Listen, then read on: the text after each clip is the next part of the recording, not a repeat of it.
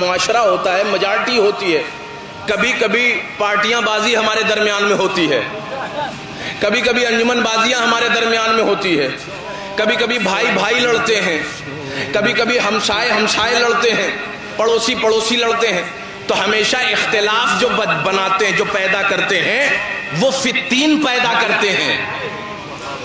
نہیں غور کریے، فتین جو ہوتے ہیں وہ فتنہ پھیلاتے ہیں۔ اب اگر فتینوں کو ختم کرنا ہے، پارٹیاں چھوڑو، حسین کی فرش پر بیٹھو۔ یہ جملے پہ غور نہیں کیا آپ نے۔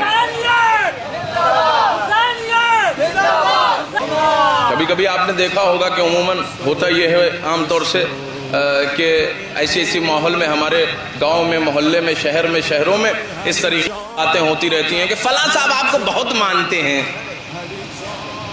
کمیٹی میں ایک اختلاف کرانے کے لیے دو لوگوں میں، فلاں سیکریٹری صاحب آپ کے بڑے نزدیک ہیں اور فلاں صاحب آپ سے بالکل آپ کی طرف تو توجہ ہی نہیں کرتے۔ تو جیسے یہ بات اس کے ذہن میں ڈالی جاتی ہے، اختلاف یہیں سے پنپتا ہے۔ اسی لیے کہتے ہیں میجورٹی اچھی بنائیے، ماحول اچھا بنائیے، معاشرہ اچھا بنائیے۔ معاشرہ اگر یزیدی ہوگا، نے غور کیا، تو یہ ساری چیزیں پیدا ہوں گی۔ اسی لیے امام حسین کو صرف ووٹ والا عزادار نہیں چاہیے۔ جملے پہ غور نہیں کیا آپ نے بھائی، اسی لیے ووٹ والا عزادار حسینی ہوں، ووٹ لگا دے، حسینی ہوں۔ ووٹ صرف حسین کو پسند نہیں ہے، ووٹ کے ساتھ ساتھ میٹیریل بھی حسینی ہونا چاہیے۔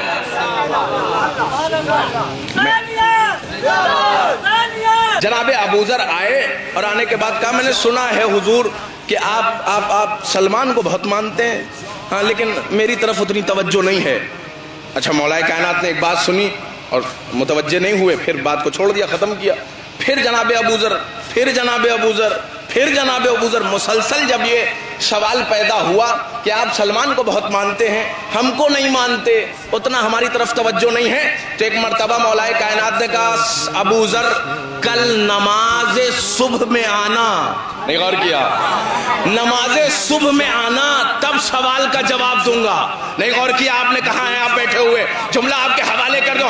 مولا نے پوری دنیا کو بتا دیا کہ سوالوں کا جواب نماز پر ہے۔ جملے پہ سوالوں کا جواب محراب میں ملے گا۔ ہاں سرکار مولوی صاحب فلاں صاحب سڑک پہ کب ملیں گے، چوراہے پہ کب ملیں گے، گلی میں کب ملیں گے، آپ سے کام ہے، یہ کیوں نہیں کہتے کہ نماز میں کب آئیں گے؟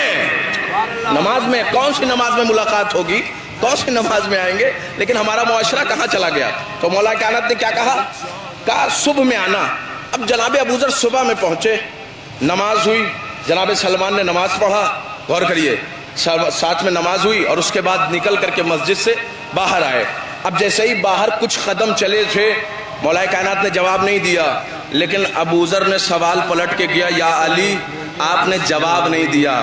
کہا اچھا ابوذر ایک کام کرو، جاؤ مسجد کے دروازے پر سے اور جہاں تک ہم چل کے آئے ہیں وہاں تک آ کر کے دیکھو کہ کتنے قدموں کے نشان ہیں۔ نہیں غور کیا آپ نے، جملہ آپ کے حوالے کر رہا ہوں بھائی، دیکھو کتنے لوگ آئے ہیں اور کتنے لوگ گئے تھے۔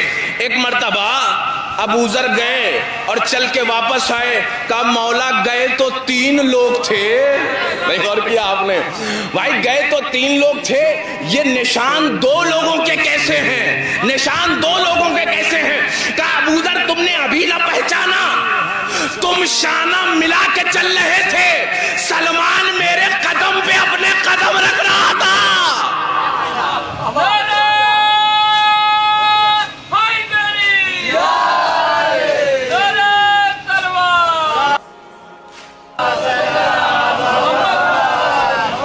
سلمان قدموں پہ قدم، نقش قدم پر قدم رکھ رہا تھا۔ نہیں جملے پہ غور نہیں کیا آپ نے۔